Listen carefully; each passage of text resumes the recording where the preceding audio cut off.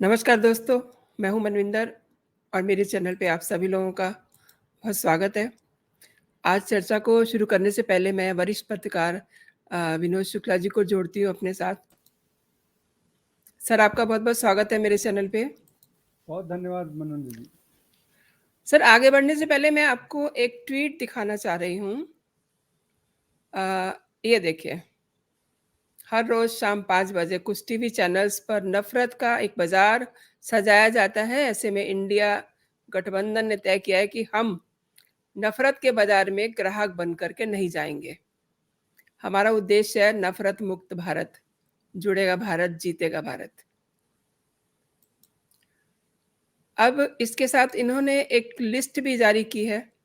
उसमें कुछ 10 चैनल हैं, उनके 14 टीवी एंकर्स हैं सर, जिनको बायकॉट करने का उन्होंने फैसला किया है।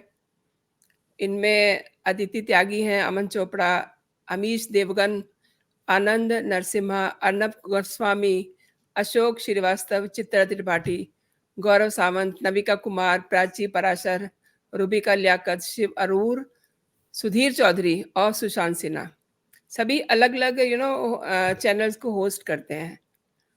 और रोज़ जैसा कि मैंने ट्वीट में दिखाया, कह रहे हैं कि रोज़ शाम को नफ़रत का बाज़ार लगता है और हम ग्राहक बन के नहीं जाएँगे। ये सर, ये क्या मैसेज देना चाह रहे हैं? इसके पीछे कोई तो संदेश होगा इनका। देखिए मनिंदर जी, जी, मुझे लगता है कि जिस रास्ते पर ये जो जो जो राह जी। कांग्रेस ने पकड़ रखी थी, अब हुँ, वही राह पूरा इंडिया गठबंधन को पकड़ा दिया गया है। जी, और वो वही बात कर रहे हैं जो राहुल गांधी करते थे, नफरत का बाजार। और ये जी, आप कहने के लिए आप कह रहे हैं कि जो लोग ये कुछ एंकर्स को आप बैन कर रहे हैं, मतलब ये कि आप ही बहिष्कार कर रहे हैं उन लोगों को, मीडिया जी, को बोलने की स्वतंत्रता से वंचित कर रहे हैं। जी, जी, एग्ज़ैक्टली। और कुछ आपके गिने चुने लोग हैं जो आपके मुंह पर जो सेक्युलर सेक्युलर भजन गाते रहे हैं, जो हुँ, हुँ। दरबारी मीडिया है, जो दरबार में जा करके आपके लिए आप कोर्निश करता था और आपके कसीदे करता था, आप उन्हीं के पास जाना चाह रहे हैं। तो ये जो ढोंग है ना, वो धीरे-धीरे एक के बाद एक साफ होता जा रहा है कि ये किस जी, तरह का ढोंग करते रहे हैं। और सबसे ज़्यादा गाली-गलौच तो यही लोग करते हैं चैनल पे जा कर जी, के। जी, जी। जी। सर, इंडिया अलायंस ने एक एक बात इसमें कही है कि हम मतलब बाज़ार लगता है। बाज़ार लगता है मीन्स मतलब क्या चीज़ बिकाऊ है, क्या चीज़ खरीदी जा रही है, ये क्या मैसेज दे रहे हैं? हमें ना मतलब क्या खबरें पैसे लेके आप समझ रहे हैं मैं क्या कहना चाह रही हूँ, दर्शक भी समझ रहे हैं, नहीं, क्या नहीं, है ये? नहीं, नहीं, नहीं, नहीं, देखिए देखिए, ये मुझे लगता है कि ये कुंठा वाली बात है कि बाज़ार लगता है। हुँ, कल हुँ, तक तो सब कुछ ठीक था, जब सारे लोग आपके साथ थे, आपके बारे में बात करते थे। जब हुँ, हुँ। लोगों ने आप पर प्रश्न चिन्ह करना शुरू किया, तो आपको नफ़रत का बाज़ार लगने लगा और वो बाज़ार लगने लगा। जी, मीडिया के साथ दुर्व्यवहार की जितनी ज़्यादा घटनाएँ, आप रिसेंट उदाहरण देख लीजिए। जी, जिस तरह से कर्नाटक की सरकार ने सुधीर चौधरी के खिलाफ एफआईआर किया है, उसके पहले छत्तीसगढ़ पुलिस ने एफआईआर किया था, राजस्थान पुलिस ने एफआईआर किया था। और राजस्थान छत्तीसगढ़ की पुलिस तो नोएडा तक पहुंच भी गई थी। जी, तो ये इनकी प्रवृत्ति है, ये लंबे समय से है। राजीव गांधी ने प्रेस को अ, प्रेस को दबाने के लिए किस तरह से कानून लाया था। जो पहला अमेंडमेंट था संविधान का, वो किस तरह से स्वतंत्रता को लेकर के, बोलने की जी, स्वतंत्रता के खिलाफ था। और जी, आप इमरजेंसी को याद कीजिए, इमरजेंसी तो सबसे बड़ा हो रहा। तो जी, जी, ये ऐसा करते रहे हैं, ये खाली इस जी, बात जी, का ढोंग करते रहें कि चूँकि इनको इस बात की आदत नहीं है कि कोई इनसे प्रश्न करे। जी, ये ये ये उस आदत को अब तक वो स्वीकार नहीं कर पाए हैं कि वो शासन में नहीं है और उनसे प्रश्न किया जाएगा और उनके जी। पुराने कुकर्मों पर प्रश्न किया जाएगा। हुँ। और अच्छा। और जी। जी, जी, आप कैरी ऑन। नहीं, वो उतना ही नहीं, जो जो इन्होंने किया है उस पर प्रश्न किया जाएगा। और आप खाली बातें ही करते रहेंगे, आपके पास कोई रोड मैप नहीं है, कोई फॉरवर्ड लुकिंग प्लानिंग नहीं है, तो क्या आपसे प्रश्न नहीं किया जाएगा? हुँ, क्या हुँ। इस तरह की बात नहीं होगी? एक एक रिपोर्टर, वो मनीष ठाकुर है, जिसने जी, यूट्यूबर है, वो अब तक जेल में बंद है और उसपे ऐसी धाराएँ लगी हुई हैं कि उसकी ज़मानत नहीं हो रही है। जी। तो ये सारी चीज़ें हैं और ये जो I.N.D.I.A जी, है, जी। इसका अपना एजेंडा है और उस एजेंडे में अगर जो सूट नहीं करता है, ये उनके खिलाफ इसी तरह की रिग्रेसिव रणनीति, रिग्रेसिव आइडियाज़, रिग्रेसिव स्ट्रैटेजी अपनाएँगे। जी। एक और बात है सर, हमेशा राहुल गांधी प्रेस की आज़ादी की बात करते हैं और कई बार तो ये भी बोलते हैं कि नरेंद्र मोदी जी ने जो है मीडिया को अपने हाथ में रखा हुआ है। इस तरीके की बातें करते हैं, लेकिन आज जो ये बात हुई है, इससे नहीं लगता कि कांग्रेस के जो पूर्वज थे, यानी कि राहुल गांधी के जो पूर्वज हैं, उन्होंने भी यही काम कहा। हालाँकि आपने टच किया है उसको थोड़ा-सा, मैं चाहूँगी कि दर्शकों को वो हालात बताइए, इंदिरा गांधी वाले हालात, राजीव गांधी वाले हालात, थोड़ा-सा उस पे रोशनी डालिए।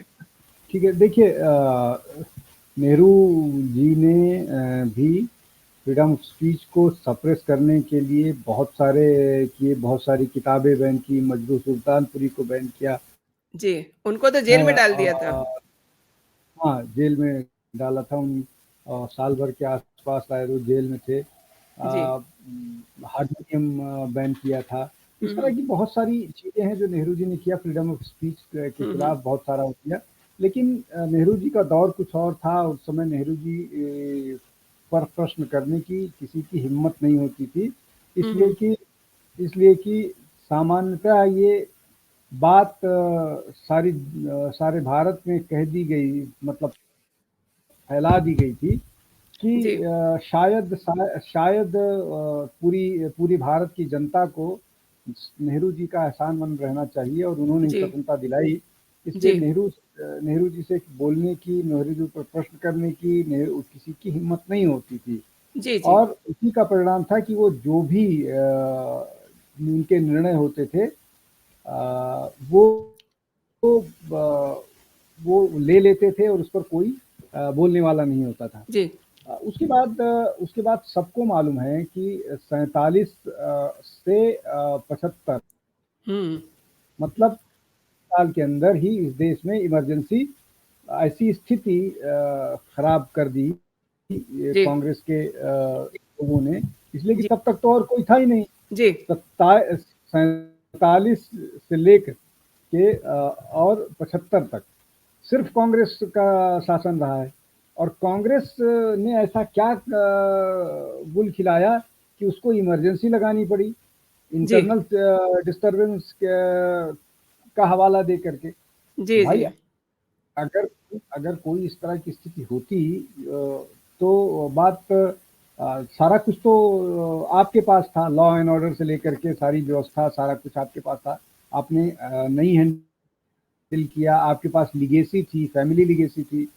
उसके बाद भी आपको इमरजेंसी लगानी पड़ी और इमरजेंसी में जिस तरह से प्रेस के साथ किया गया, मीडिया के साथ किया गया, वो डॉक्यूमेंटेड है, जगह-जगह डॉक्यूमेंटेड है। आपको हज़ारों किताबें इस पर मिल जाएँगी।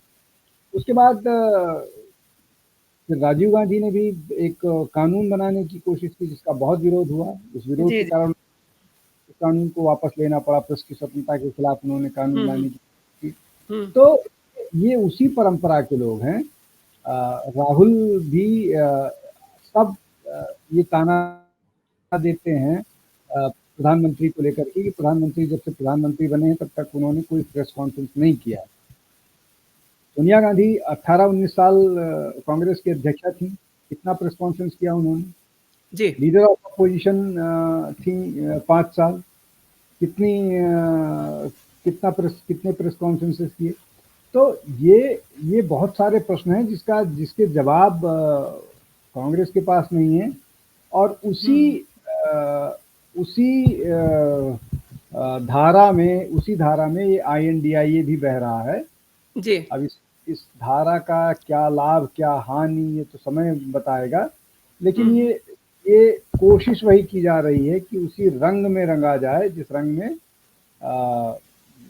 कांग्रेस रंगी रही है। INDIA को भी उसी रंग में रंगने की कोशिश कांग्रेस के शीर्ष नेतृत्व के द्वारा किया जा रहा है, इसलिए कि बिना कांग्रेस के प्रवेल हुए, बिना कांग्रेस के इस बात पर सबको सहमत किए इस तरह का कोई रेजोल्यूशन पास नहीं हो सकता है, और सबको सहमत करके ही ऐसा हुआ है।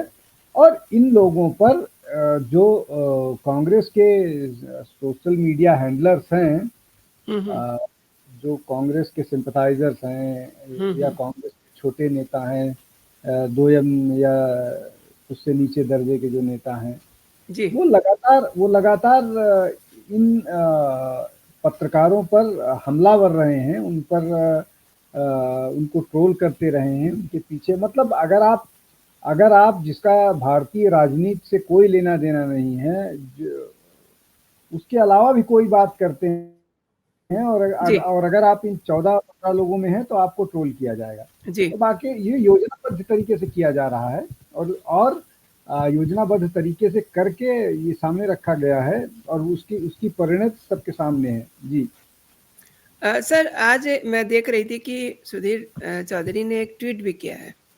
उसने एक सवाल उठा दिया है, मैं आपसे इसलिए शेयर कर रही हूँ। उन्होंने ये कहा है कि मीडिया हाउसेस और पत्रकार अब इसका क्या जवाब देते हैं। ये जो कह रहे हैं, इनसे इसका क्या मतलब निकालते हैं आप? देखिए, उन्होंने जो भी ट्वीट किया हो, जो उसके मायने हो, मीडिया या कोई ना तो मीडिया हाउस उसका कोई जवाब देगा, सब लोग चुप्पी साधेंगे। 2-4 जर्नलिस्ट जरूर बोलेंगे, जैसे सुशांत सिन्हा का नाम है, सुशांत सिन्हा ने बोला है कि आप ये लड़ाई जारी रखिए। अशोक श्रीवास्तव ने बोला है। इस तरह से लोग बोलेंगे, बहुत सारे लोग तो चुप रहेंगे, लेकिन बहुत सारे लोग बोलेंगे, इसका जवाब देंगे, और बहुत सारे लोग इससे बिना डरे, अब अर्णव का अपना चैनल है तो आप उस पर कोई पाबंदी कर नहीं सकते हैं, वो अपने हिसाब से जो भी उचित लगेगा, जिस तरह से भी इसका जवाब देना होगा वो देंगे। लेकिन जहां पर एंकर और चैनल मालिकों का मसला फंसेगा और वहां उनके बिजनेस इंटरेस्ट होंगे, तो क्या निर्णय होता है ये तो आने वाला समय बताएगा। लेकिन इस तरह की स्थितियां हैं। देखिए, एक और बात समझ लीजिए कि अगर ऐसी बात कही जाती है कि उनके यहाँ मत जाइए, या उनके ऐड जहाँ पर हैं इन i.n.d.i.a के जिन लोगों के ब्लॉक के सरकारें जहाँ पर हैं, वो लोग ऐड नहीं देंगे और अपने रिप्रेजेंटेटिव नहीं भेजेंगे, तो इसका उल्टा भी तो हो सकता है। जहां बीजेपी है वो भी रोकेगी अपने उस पे। और उसके अलावा अगर आप पर प्रश्न किया जा रहा है और आपका कोई प्रतिनिधि जवाब देने के लिए नहीं तैयार है, जो जवाब देने के लिए नहीं जा रहा है, तो आप अपना नुकसान कर रहे हो, आप अपनी बात नहीं रख पाओगे। इसका मतलब आप उसकी स्वीकृति दे रहे हो, आप उसको स्वीकार कर रहे हो जो आपके बारे में कहा जाता है। तो ये कोई बहुत अच्छी स्ट्रेटजी नहीं है। ये जिस तरह से भी निर्णय लिया गया है, कोई अच्छी स्ट्रेटजी नहीं है, और इसके परिणाम जो वो सोच रहा है अलायंस INDIA ब्लॉक, उसका उल्टा भी हो सकता है। ये उनके लिए उनका जो जनमानस, जो वो एक जन समर्थन बनाने की कोशिश कर रहे हैं, वो जन समर्थन उनको उल्टा भी पड़ सकता है। फ़ायदा कहाँ से होगा ये अब तक मैं नहीं आकलन कर पाया हूँ कि किस तरह से उनको फ़ायदा होगा। अगर आप डेमोक्रेसी में अपनी बात जनता के सामने नहीं रख रहे हैं जिस भी माध्यम से, शायद उनको लग रहा है कि सोशल मीडिया पर जो खबरें आ रही हैं कि सोशल मीडिया पर 4-5 लाख कार्यकर्ता काम कर रहे हैं INDIA गठबंधन के लिए। अगर सोशल मीडिया के 4-5 लाख लोग हैं जो उनको काम करके और वो कर पाएंगे तो बहुत अच्छी बात है। अगर उनका आकलन इस तरह का है और वो इतना कॉन्फिडेंट हैं, तो फिर तो कोई चिंता की बात नहीं है उनके लिए। सर एक चीज़ और जानना चाह रही हूँ, आप लंबे समय से पत्रकारिता में हैं और मैं भी काफ़ी लंबे समय से इस क्षेत्र में हूँ। आपको लग रहा है कि कुछ पत्रकारिता में भी कुछ गिरावट आई है? और ये कब से गिरावट आई है? देखिए, पत्रकारिता में गिरावट को मैं इसलिए पूरी तरह से सही नहीं मानूँगा कि अगर उस गिरावट को आप पक्ष और विपक्ष के स्तर से देख रहे हैं, हुँ, तो वो कब नहीं था, जी, कब वो नहीं था। भाई हिंदुस्तान टाइम्स के एडिटर गांधी जी के पुत्र हुआ करते थे। जी। अब गांधी जी के पुत्र क्या कभी कांग्रेस की खिलाफत करेंगे? ऐसा तो संभव नहीं है, कांग्रेस की ही बात करेंगे। हुँ, हुँ। बहुत बहुत सारे अखबार वो है जो जिनको कांग्रेस का शरण था, बाद में चैनल्स को कांग्रेस का वो था। मतलब आप इस तरह से सोचिए ना कि बहुत सारे टीवी चैनल्स में तो लोगों के कैबिनेट डिसीजन, मतलब किसको मंत्री पद मिलने वाला है हाँ, ये हाँ। डिसाइड होता था।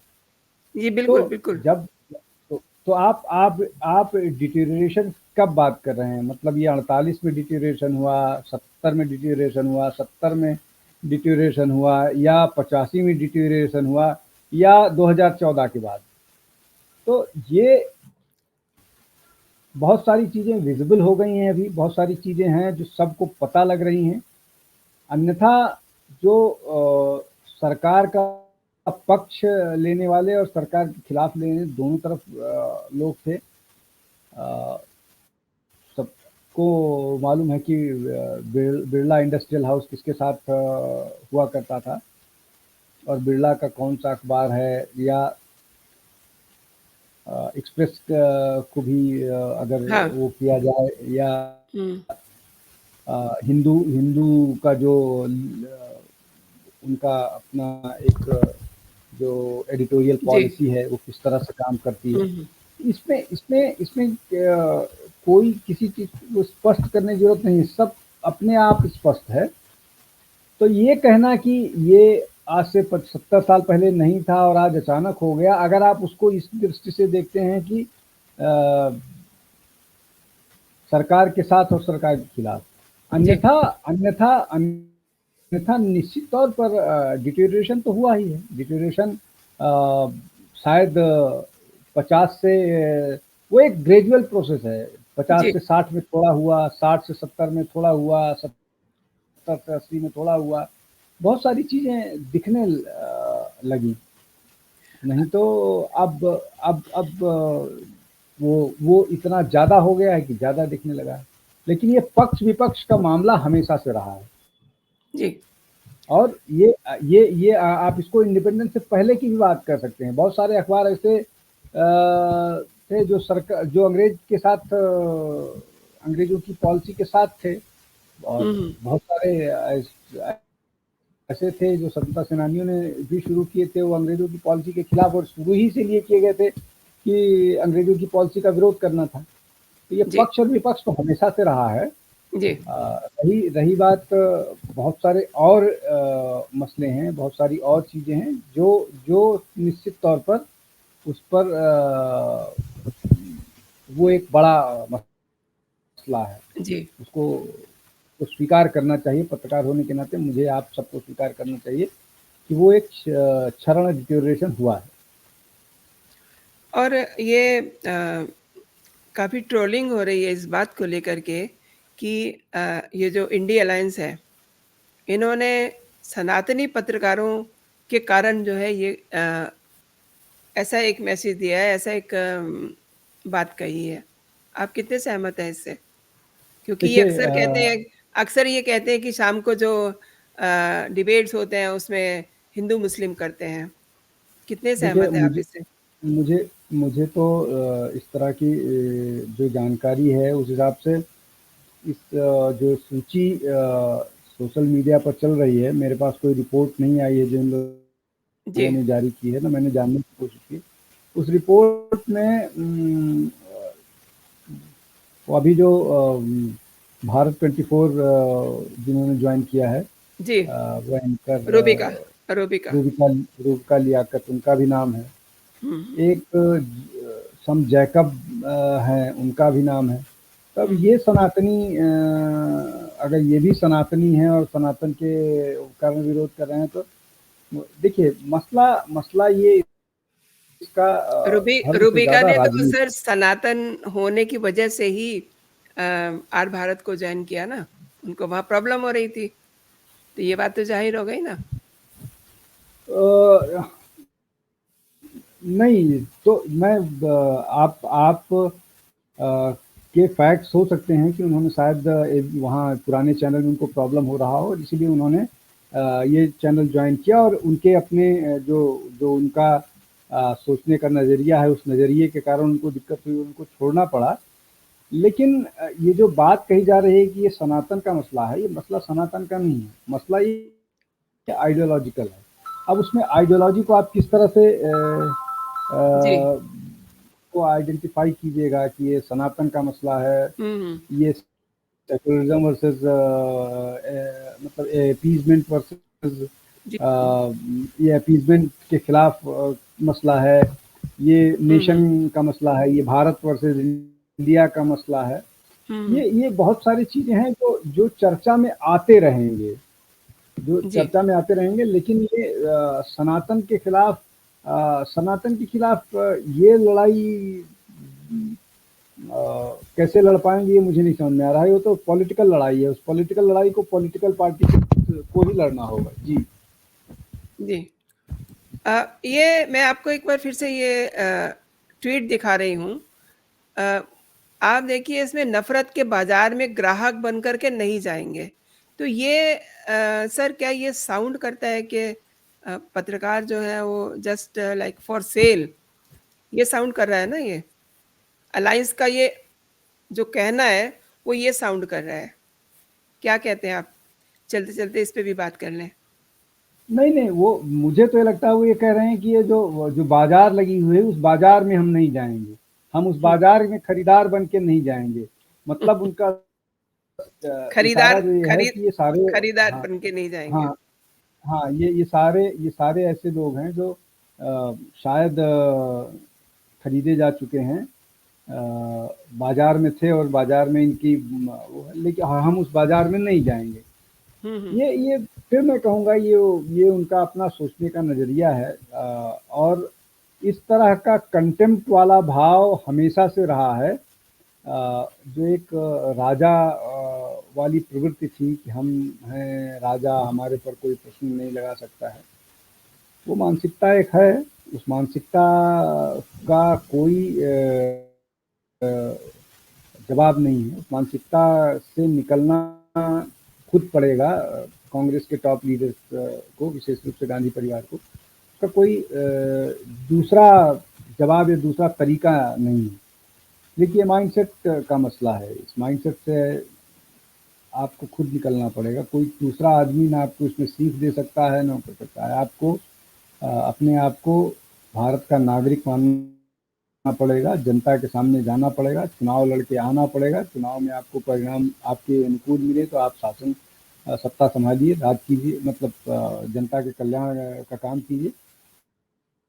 और नहीं तो जिसको जनता ने मैंडेट दिया है, उसके मैंडेट को जब तक के लिए मैंडेट दिया है स्वीकार कीजिए। आप उसके काम पर, उसके काम करने के जो तरीके हैं उस पर, और वो उसने अगर कोई गलत निर्णय लिया है उस पर विरोध कीजिए, जमकर विरोध कीजिए। जितना तीखे तरीके से हमलावर हो सकते हैं हमला कीजिए, लेकिन किसी पर पर्सनल अटैक करना, किसी को किसी से किसी के प्रति घृणा भाव रखना, इस चीज़ को भारतीय जनता स्वीकार नहीं करती है। इसको सबको मान लेना चाहिए। आप जिस तरह से भाजपा के नेताओं और विशेष रूप से प्रधानमंत्री के बारे में घृणा भाव विपक्ष के लोग रखते हैं, और वो घृणा भाव रिफ्लेक्ट होता है, वो कहीं से भी विपक्ष को कोई फ़ायदा देने वाला नहीं है। ये मतलब ये मेरी अपनी जो समझ है, जितना मैं जी। राजनीति देख पाया हूँ, अब तक समझ पाया हूँ, वो संभव नहीं है। आप सर ठीक कह रहे हैं उसके क्योंकि लिए आप ये पीएम मोदी को नफ़रत करते-करते इस हाल तक पहुँच गए हैं कि ये देश को भी देश के मान का भी इन्हें ध्यान नहीं रहता। सर ये जो आज जिस पे हम चर्चा कर रहे हैं, क्या मतलब ये इनसे बार-बार ये पूछा जा रहा है कि आप सीट शेयरिंग का आपका क्या हिसाब-किताब है? बार-बार इनसे ये पूछा जा रहा है।